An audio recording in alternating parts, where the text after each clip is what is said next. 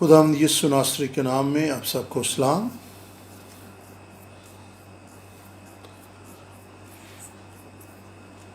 آپ کو اس پروگرام میں خوش آمدید کہتے ہیں۔ میرا نام اینڈریو پاک ہے۔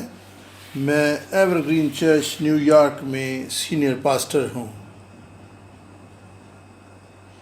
آج ہم خداوند یسوع مسیح کے نسب نامہ میں ان نسلوں کا ذکر کریں گے جن کا یہاں پر ذکر نہیں ہے۔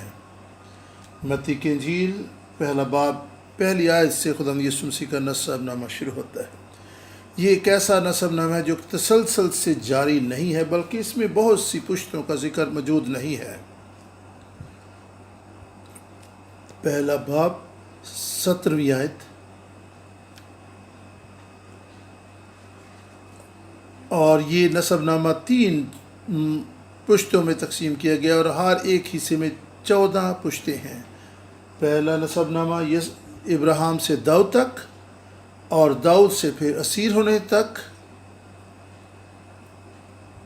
اور پھر اسیر ہونے سے خداوند یسوع مسیح تک تیسرا حصہ ہے۔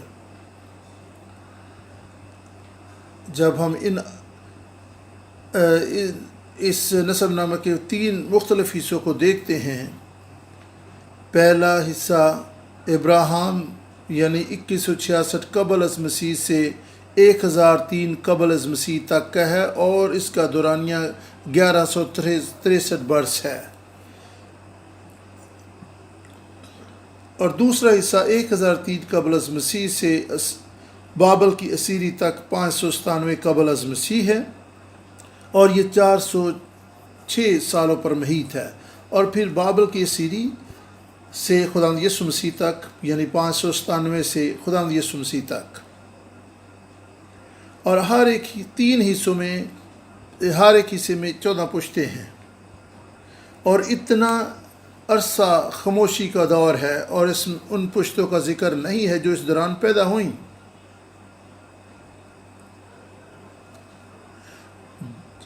جب یہاں پر آپ اعداد و شمار کا حساب لگاتے ہیں تو 83 برس کی پشتوں کا حساب کتاب یا اندراج نہیں ہے۔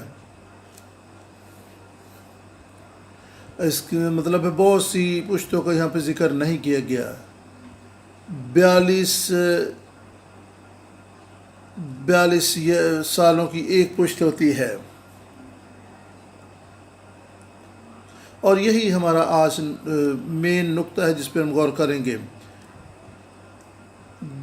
دوسرے پشت میں 29 برس کی ایک پشت ہے،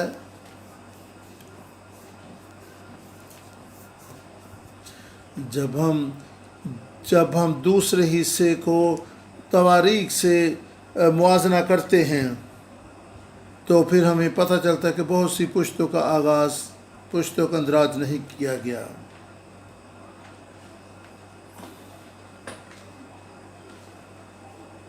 ہم تواریخ کے حوالہ کو اگر اب دیکھیں تو ہمیں پتہ چلے گا کہ بہت سی پشتوں کا یہاں پر ذکر نہیں کیا گیا۔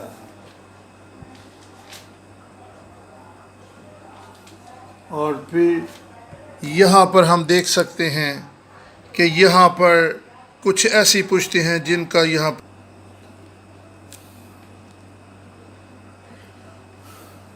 متی کی انجیل پہلا باب 8 آیت، پہلا تواریخ تیسرے باب کی 8 آیت سے 11 آیت تک کا موازنہ کرنا چاہوں گا، اور یہاں پر لکھا ہے کہ یورام سے عزیہ پیدا ہوا،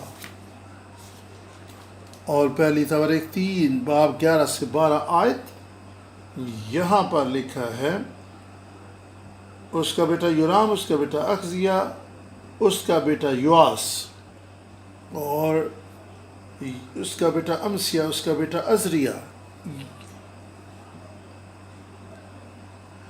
متی کی انجیل کے نسب نامہ میں 3 پشتوں کا اندراج یہاں پر نہیں ہے۔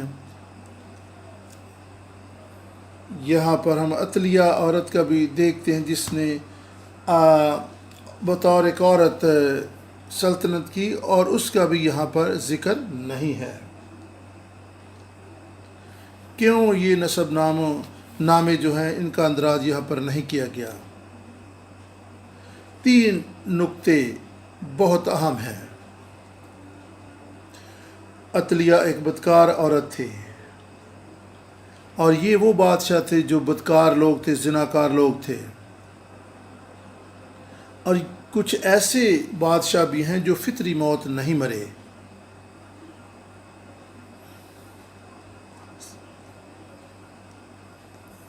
اور سب سے اہم نقطہ یہ ہے کہ یہ لوگ تھے جو عطلیہ سے منسلک تھے، یہ زناکار اور بت پرست لوگ تھے، اور یہ تشدد کی موت مرے. اور عطلیہ کی راہ و روش سے یہ نسلیں خدا سے دور ہوتی چلی گئیں. یہ عطلیہ کون تھی؟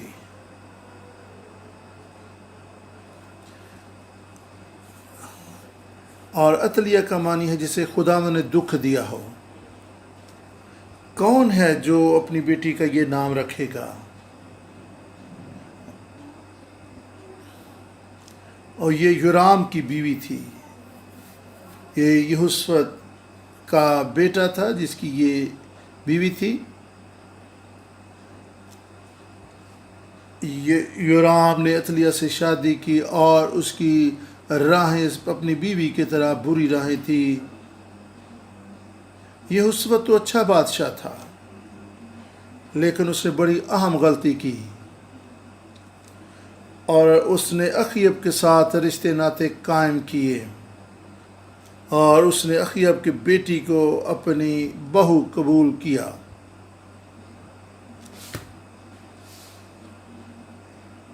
جب ہم عطلیہ کے نسب نامے کی کھوج لگاتے ہیں، دوسری تواریخ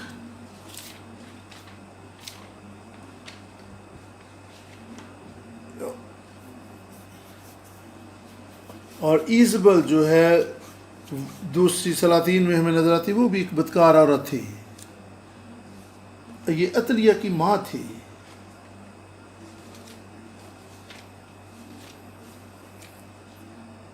عطلیہ ایزبل کی بیٹی تھی اور یہ بدکار عورت تھی. یہ ایزبل یہودی نہیں تھی بلکہ غیر قوم سے تھی.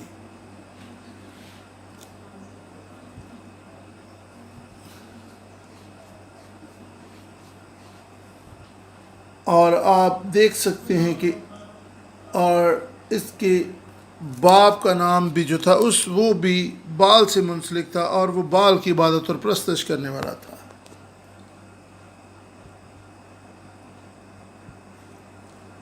اور عتب ایزبل جو تھی، جو یہوشفت کے خاندان کی بہو بنی، تو اس نے بال کو وہ اس خاندان میں لے کر آئی، اور ایزبل کے سبب سے پوری سلطنت خدا سے دور ہو گئی اور بال کی پوجا کرنے لگی. اور ایزبل ہی تھی جو یہوشفت کے خاندان میں بال کی پوجا پاٹ لے کر آئی تھی، اور پوری سلطنت گمراہی کا شکار ہو گئی. اور یہودا کی سلطنت میں بال کی پوجا پاٹ ہونے لگی. عطلیہ کے نسب نامہ کو دیکھیں.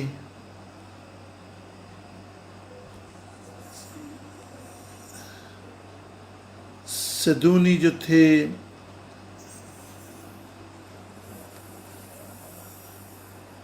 اور یہاں پر ہم دیکھ سکتے ہیں کہ سدونی کون تھے. اب ہم دیکھیں گے کہ یہ سدونی کون تھے.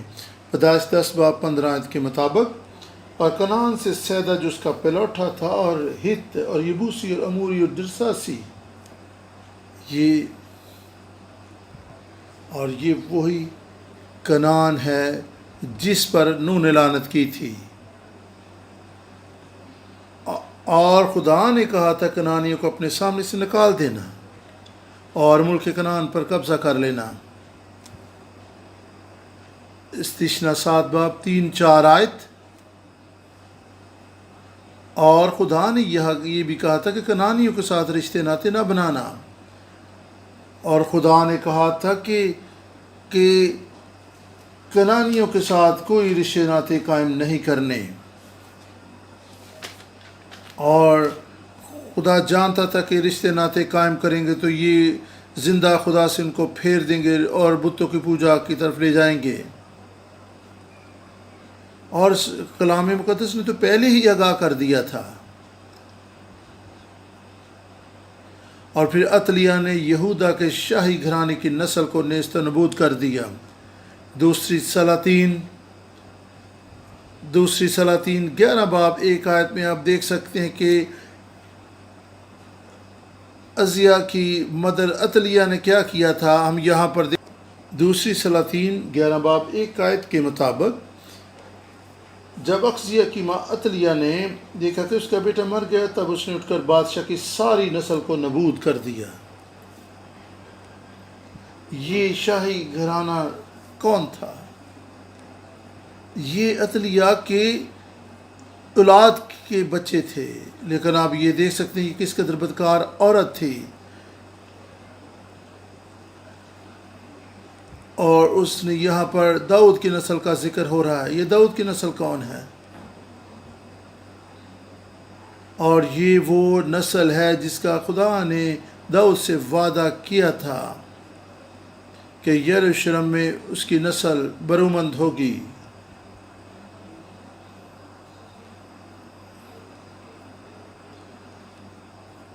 اور یہاں پہ دوسری سلاطین 8 باب اور 19ویں آیت کے مطابق 8 باب 19ویں آیت کے مطابق تو بھی خداوند نے اپنے بندہ داؤد کی خاطر نہ چاہا کہ یہودا کو ہلاک کرے، کیونکہ اس نے اس سے وعدہ کیا تھا کہ وہ اس کی نسل کے واسطے ہمیشہ کے لیے چراغ دے گا۔ ہاللیلویہ! خداوند نے اس سے وعدہ کیا تھا کہ ہمیشہ کے لیے اسے ایک چراغ دے گا، کیونکہ خدا نے داؤد سے وعدہ کیا تھا، اور شیطان اب اس عورت کو، داؤد کی نسل کو نیست و نابود کرنے کے لیے استعمال کر رہا تھا۔ خدا نے ایسا نہ ہونے دیا، کیونکہ خدا کا کلام کبھی بھی رائے گاہ نہیں جاتا۔ اس وقت کے کاہن نے دوسری سلاطین 11 باب کے دوسری آیت میں ہم اس طرح سے پڑھتے ہیں، یہاں پر لکھا ہے، پر یورام بادشاہ کی بیٹی یہوشبا نے جو اخزیہ کی بہن تھی اخزیہ کے بیٹے یواس کو لیا اور اسے ان شہزادوں سے جو قتل ہوئے چپکے سے جدا کیا، اور اسے اس کی دادا سمیت بستروں کی کوٹری میں کر دیا، اور انہوں نے اسے عطلیہ سے چھپائے رکھا، وہ مارا نہ گیا۔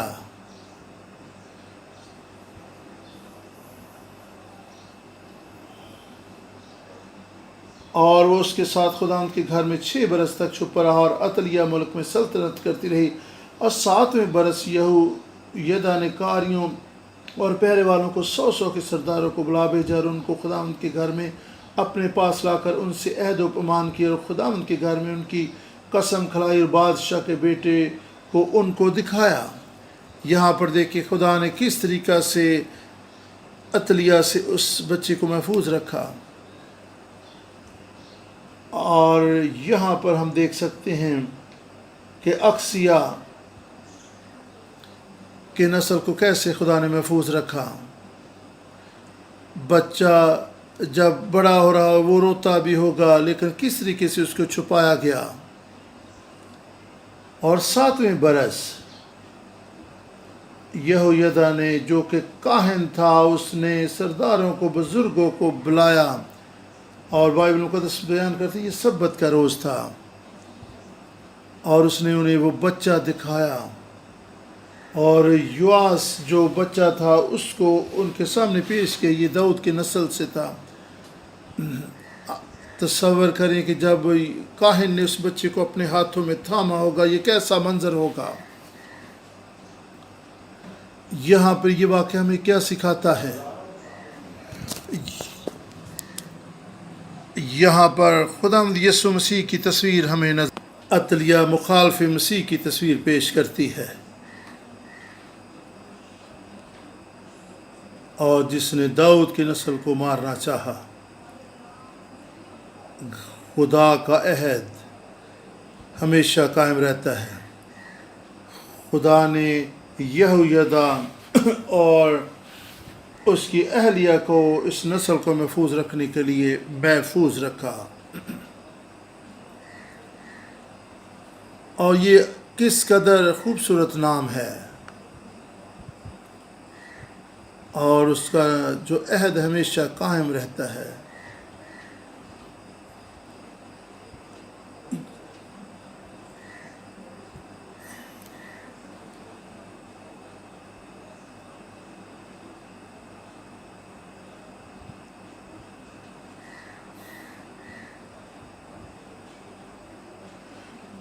خدا نے یہوشبا عورت کو استعمال کیا تاکہ اس بچے کو محفوظ رکھ سکے، اور یہ خدا کا عہد تھا۔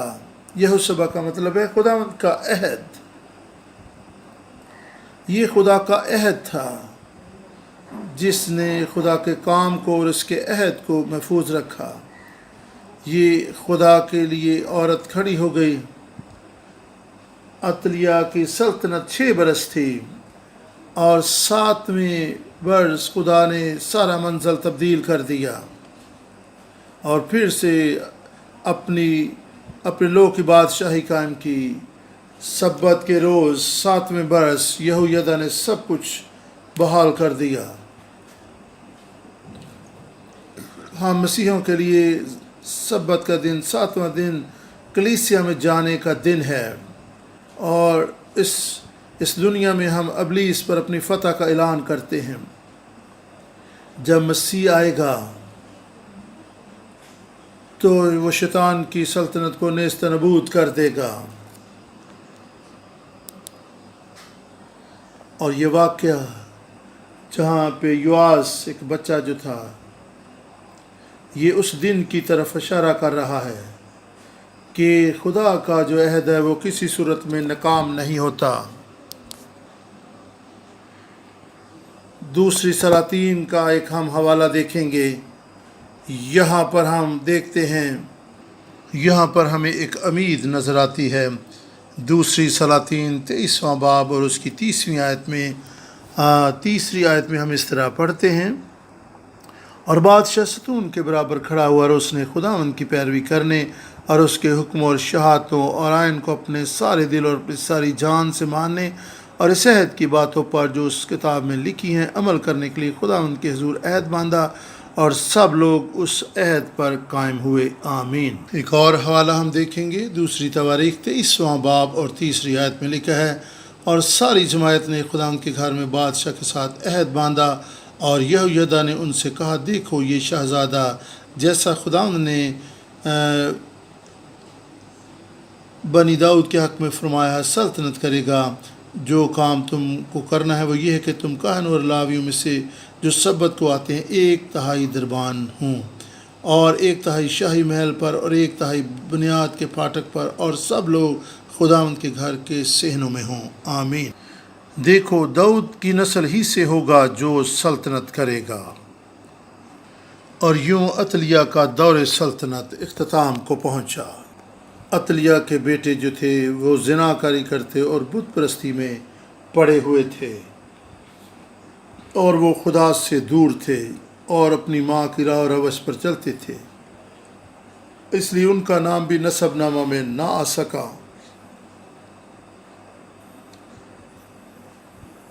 اور یہاں پر ہم سب سے پہلے اس کے بیٹے اخزیہ کے بارے میں دیکھتے ہیں۔ دوسری تواریخ 22 باب 3 آیت کو ہم دیکھ سکتے ہیں: رقسیہ 42 برس کا تھا جب وہ سلطنت کرنے لگا، اور اس نے یروشلم میں 1 برس سلطنت کی۔ اس کی ماں کا نام عطلیہ تھا جو عمری کی بیٹی تھی۔ وہ بھی اخیب کے خاندان کی راہ پر چلا کیونکہ اس کی ماں اس کو بدی کی مشورت دیتی تھی۔ دوسرا اس کا جو بیٹا تھا عطلیہ کا وہ یواس تھا، اور یہویدا کہ جیتے جی وہ خداوند کی نظر میں وہی کرتا رہا جو اس کی نظر میں، خدا کی نظر میں درست تھا، لیکن یہویدا کی وفات کے بعد ساری صورتحال بدل گئی، اور یہی راست نسل تھی، اور یہویدا نے خداوند کی نظر میں دوسری تواریخ 24واں باب 17ویں آیت سے ہم پڑھتے ہیں، اور یہویدا کے مرنے کے بعد یہودا کے سردار آ کر بادشاہ کے حضور کارنش بجا لائے، تب بادشاہ نے ان کی سنی، اور وہ خداوند اپنے باپ دادا کے خدا کے گھر کو چھوڑ کر یہ سیرتوں اور بتوں کی پرستش کرنے لگے، اور ان کی اس خطا کے باعث یہودا اور یروشلم میں غضب نازل ہوا۔ یہ کس قدر بھیانک اور ہولناک صورتحال دکھائی دیتی ہے۔ صرف یہی نہیں کہ یواس نے یہویدا کی نہ سنی، بلکہ اس نے زکریا کو بھی قتل کیا۔ یہ زکریا کون ہے؟ یہ وہ زکریا نہیں جس نے زکریا کی کتاب لکھی ہے، بلکہ یہ یہویدا کا بیٹا زکریا تھا۔ یواس نے یہویدا کے بیٹے زکریا کو قتل کر ڈالا، کیونکہ اس نے یعنی یہویدا کے بیٹے زکریا نے اسے ڈانٹا تھا۔ دوسری تواریخ اور اس کا 24واں باب 20 سے 22 آیت۔ تب خدا کی روح یہویدا کاہن کے بیٹے زکریا پر نازل ہوئی، سو وہ لوگوں سے بلند جگہ پر کھڑا ہو کر کہنے لگا، خدا یوں فرماتا ہے کہ تم کیوں خداوند کے حکموں سے باہر جاتے ہو، کہ یوں خوشحال نہیں رہ سکتے، کہ چونکہ تم نے خداوند کو چھوڑا ہے، اس نے بھی تم کو چھوڑ دیا ہے۔ تب انہوں نے اس کے خلاف سازش کی اور بادشاہ کے حکم سے خداوند کے گھر کے صحن میں اسے سنگسار کر دیا، اور یوں یواس بادشاہ نے اس کے باپ یہویدا کے احسان کو جو اس نے اس پر کیا تھا یاد نہ رکھا، بلکہ اس کے بیٹے کو قتل کیا، اور مرتے وقت اس نے کہا خداوند اس کو دیکھے اور انتقام لے۔ یہ کس قدر المناک صورتحال ہے۔ جب آپ اس حوالہ کو پڑھتے ہیں تو آپ کے ذہن میں کیا آتا ہے؟ انسانی غداری اور بے وفائی جو یواس نے کی، یہ کس قدر تکلیف دہ صورتحال ہے۔ خدا کا کلام یہاں پر کچھ اور بھی بیان کرتا ہے، اور کچھ اور بھی چیزوں کی یہاں پر تصویر کشی نظر آتی ہے، اور یہاں پر لکھا ہے کہ یواس بادشاہ نے اس کے باپ یہویدا کے احسان کو جو اس نے اس پر کیا تھا یاد نہ رکھا۔ بائبل مقدس بیان کرتی ہے کہ یواس نے یہویدا کے بیٹے کو قتل کیا، جو کہ اس کے باپ کا فرزند۔ یہ اس بات کی طرف اشارہ تھا کہ جب خدا کا بیٹا یسوع آئے گا تو اسرائیل کیا کریں گے۔ خروج کی کتاب میں خدا نے کہا کہ اسرائیل میرا پلوٹا ہے، لیکن جب خدا نے اپنے بیٹے یسوع کو بنی اسرائیل کے پاس بھیجا تو اسرائیل نے خدا سے بغاوت کی اور اس کے بیٹے یسوع کو قتل کیا، اور یہی تصویر ہمیں یہاں پر نظر آتی کہ یواس نے اپنے باپ یہویدا کے بیٹے کو قتل کر دیا، اور یہ بنی اسرائیل نے بھی ایسا ہی کیا کہ اپنے خدا کے خلاف بغاوت کی اور اس کے بیٹے کو قتل کر ڈالا۔ اب ہم تیسرے بیٹے پر غور کریں گے، امسیا۔ شروع میں تو اس نے وہی کیا جو خدا کی نظر میں اچھا ہے، لیکن جب اسے ادومیوں پر فتح مل گئی تو وہ متکبر ہو گیا اور وہ زناکاری اور بت پرستی میں پڑ گیا۔ پرانے دور میں جب دو قومیں ایک دوسرے کے خلاف نبرد آزما ہوتی اور میدان جنگ میں اترتی، تو اگر ایک قوم جیت جاتی تو وہ کہتی کہ ہمارے خدا نے ان کے معبود پر فتح پا لی۔ اس لیے جب امسیا کو ادومیوں یا دوسری قوموں کے خلاف شکست ہوئی تو شاید وہ یہی سوچ رہا تھا کہ میرا معبود، میرا خدا جو ہے وہ ان کے معبود اور خدا کے مقابلہ میں ہار گیا ہے۔ لیکن اس واقعہ میں ہم دیکھتے ہیں کہ امسیا نے ادومیوں کے خلاف فتح حاصل کی ہے۔ اس کا مطلب یہ ہے اس دور کی تہذیب کے مطابق کہ امسیا کا خدا جو ہے ان کے معبود پر غالب آ گیا تھا، لیکن حیرت کی بات ہے، سمجھ سے بالاتر ہے کہ پھر بھی امسیا جو ہے وہ ان کے معبودوں کا پیرو ہوا اور ان کی پوجا پاٹ کرنے لگا۔ اور 25 باب کی 27ویں آیت سے خدا کے کلام میں لکھا، اور جب سے امسیا خدا ان کی پیروی سے پھرا تب ہی سے یروشلم کے لوگوں نے اس کے خلاف سازش کی، سو وہ لکیس کو بھاگ گیا، پر انہوں نے لکیس میں اس کے پیچھے لوگ بھیج کر اسے وہاں قتل کیا۔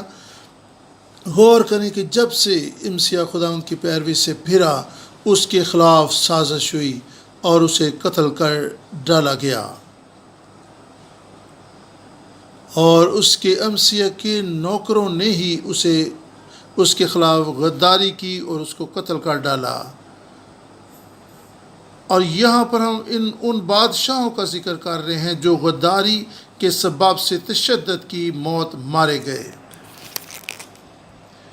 مخلصی کی تاریخ کا مصنف ابراہیم پارک بیان کرتا ہے کہ یہ بدکار حکمران تھے اور عہد کے خلاف یہ گنہگار ہوئے، اور ان سب نے خدا کے عہد کو توڑا، اس لیے وہ خدا کے نسب نامہ کے، یسوع مسیح کے نسب نامہ کا حصہ نہ بن سکے۔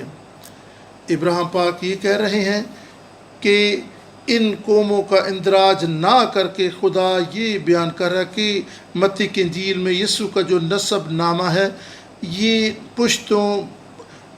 ان پشتوں کا مکمل نسب نامہ نہیں ہے جو جسمانی تھے، بلکہ یہ ان پشتوں کا نسب نامہ ہے جو ایمان سے چلتے رہے اور خدا کے عہد سے لپٹے رہے اور خدا کے مخلصی کی طریق میں خدا کے انتظام کے تابع رہے۔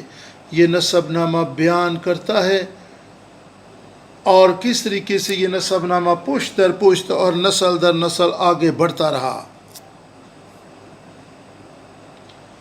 اگرچہ ان میں خامیاں تھی، کمیاں تھی، پھر بھی خدا کی وفاداری اپنے لوگوں کے ساتھ رہی جو اس کے عہد سے لپٹے رہے، اور پھر ان پشتوں کے وسیلہ سے خداوند یسوع مسیح اس دنیا میں آیا۔ یہ نسب نامہ اس بات کا ثبوت ہے، خداوند یہ کہہ رہا ہے کہ میں اپنے عہد سے وفادار ہوں۔ انسانی کمی و کمزوری کے باوجود خدا جو ہے اپنے کلام سے وفادار رہتا ہے، اس کو سچا ثابت کرتا ہے۔